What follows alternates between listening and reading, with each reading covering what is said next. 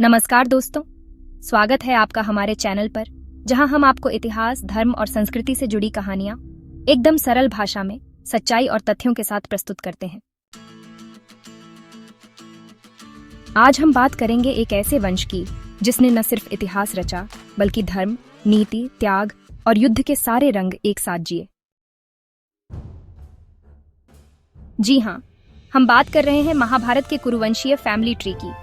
एक ऐसी कथा जो केवल युद्ध की नहीं, बल्कि पीढ़ियों की गाथा है, जहां हर रिश्ता, हर वचन और हर निर्णय ने इतिहास को मोड़ दिया।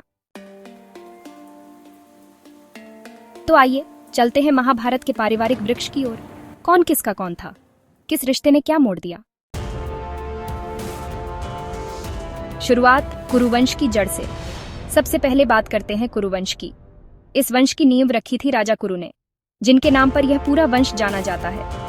राजा कुरु के वंश में कई राजा हुए और अंत में आते हैं राजा शांतनु। राजा शांतनु और 3 पुत्रों की शुरुआत। राजा शांतनु हस्तिनापुर के महान राजा थे। उन्होंने 2 विवाह किए। पहला विवाह देवी गंगा से, जिनसे हुआ पुत्र देवव्रत, जिन्हें हम भीष्म पितामह के नाम से जानते हैं। भीष्म ने अपने पिता की प्रतिज्ञा के लिए आजीवन ब्रह्मचर्य का व्रत लिया और कभी विवाह नहीं किया। शांतनु का दूसरा विवाह मत्स्यराज की पुत्री सत्यवती से हुआ। सत्यवती का पहले से एक पुत्र था, ऋषि वेद व्यास, जो बाद में महाभारत के रचयिता बने। सत्यवती से शांतनु को 2 पुत्र हुए, चित्रांगद, जो कम उम्र में युद्ध में मारे गए, और विचित्रवीर्य। अब विचित्रवीर्य की शादी करवाई गई अंबिका और अंबालिका से, लेकिन वे भी संतान उत्पन्न किए बिना मृत्यु को प्राप्त हुए। यहां से कहानी एक नया मोड़ लेती है।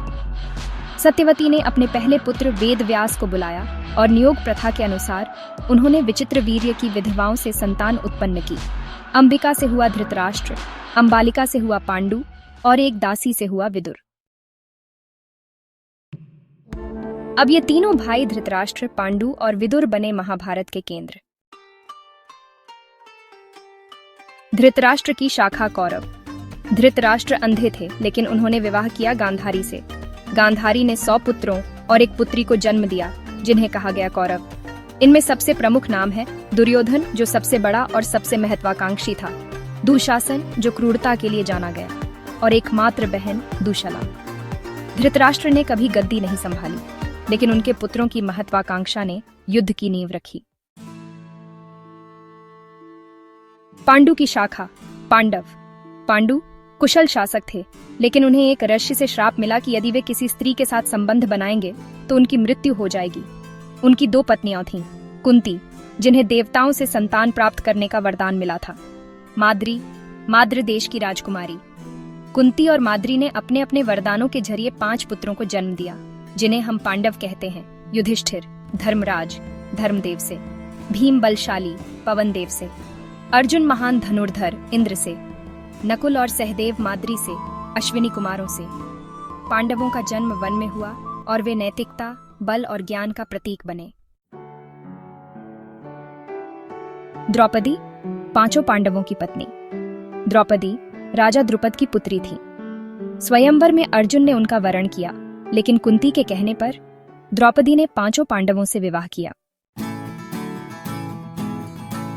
द्रौपदी से 5 पांडवों को एक एक पुत्र हुआ, जिन्हें कहा जाता है उपपांडव।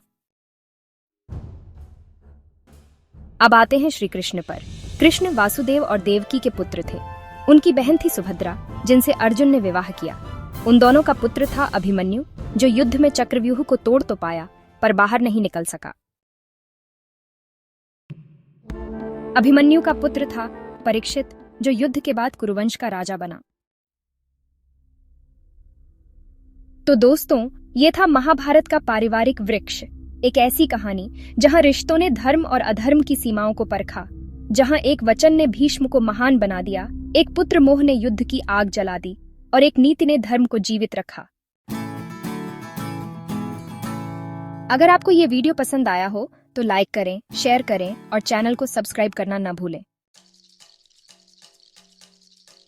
कमेंट में जरूर बताइए आपके अनुसार सबसे प्रेरणादायक चरित्र कौन था महाभारत में?